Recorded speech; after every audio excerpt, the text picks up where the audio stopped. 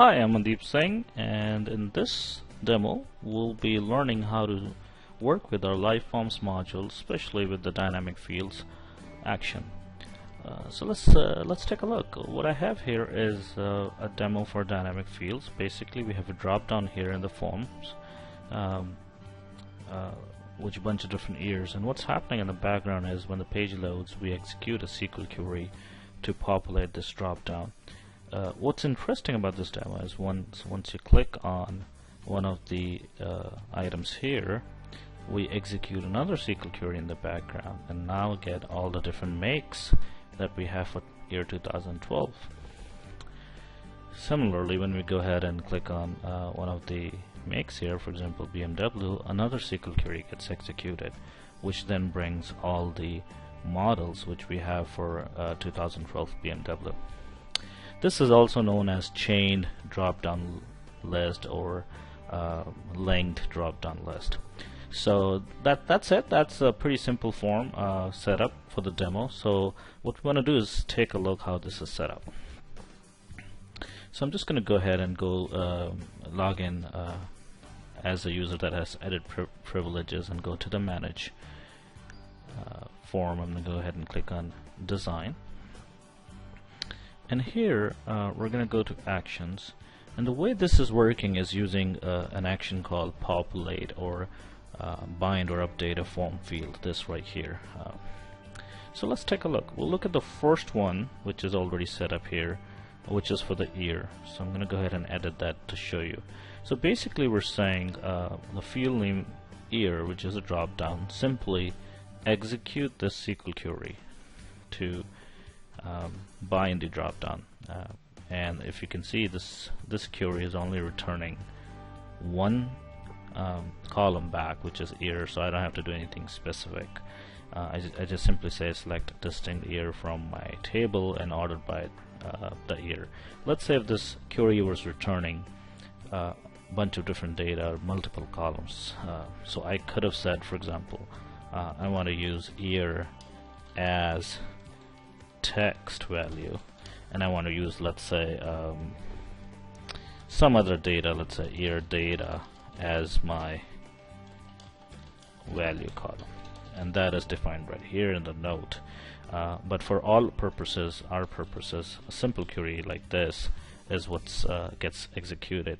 Now, as you can see, there's no relations in this query. We're simply saying this is the field and here's where we're going to get the data from. So every time the page loads, we execute this query, we dynamically fill that drop down with that data. So simple enough. I'm going to go ahead and cancel out here, and let's look at the next one, the make field. I'm going to go ahead and edit this drop down, and here we're going to say the field name is make. This is also a drop down, and we're saying go ahead and execute this query here to populate the drop down or bind the data. So take a look here. Again, we're just getting one column make from the table, but what's interesting in this one is that it has a relation. We're saying where the year, which is the column in that table, equals to one of our fields, and this is coming from right here, the year token, because that was the name of our field, the drop down. So what we're really saying is whatever the value of year that is selected by the user in the drop down should go here. By doing this query, we've automatically set up a relationship, which means every time someone's going to change the year drop down, this query will auto execute with that data and populate the make table. That is pretty cool, and that's what sets up the relationship. So I will explain and demo that one more time, but let's take a look at the model, which is doing the same thing, but the only difference is this query or this field is now related to two different fields. So both of those fields must have something selected before this query gets executed. Not only that, if any of that field gets changed, this query gets executed again and rebind it. So that is pretty powerful, and it happens kind of automatic. You don't have to set up that relationship. Liveforms is smart enough to detect that this query depends on two other fields, so if anytime there's a change, we will update our data source. So having shown how that is set up, I'm going to go ahead and go back to the forum and kind of demo that. So remember, this query was not dependent on anything, so on page load is auto executed, but we had a query for make which was dependent on year. So as soon as year value got set, this query automatically got executed and got binded. If I were to change this value, this automatically gets updated. An example would be, for example, if I choose a year 2013, I